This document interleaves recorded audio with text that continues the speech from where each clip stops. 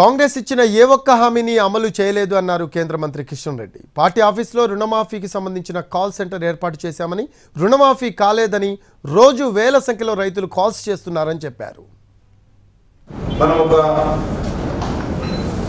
రైతుల నుంచి ఫిర్యాదులు సేకరించడం కోసం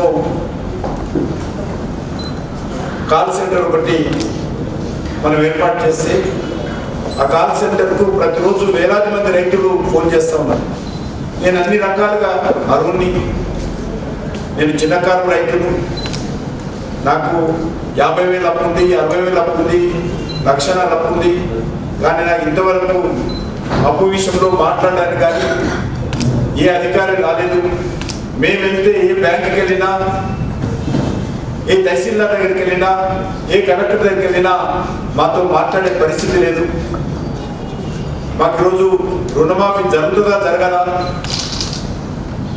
ఏ ప్రాతిపదికన ఈరోజు రుణమాఫీ చేస్తున్నారు, ఎవరికి చేస్తున్నారు అనేటువంటి విషయము ప్రతిరోజు వేలాది మంది రైతులు బీజేపీ రాష్ట్ర కార్యాలయానికి ఫోన్ చేస్తున్నటువంటి పరిస్థితి.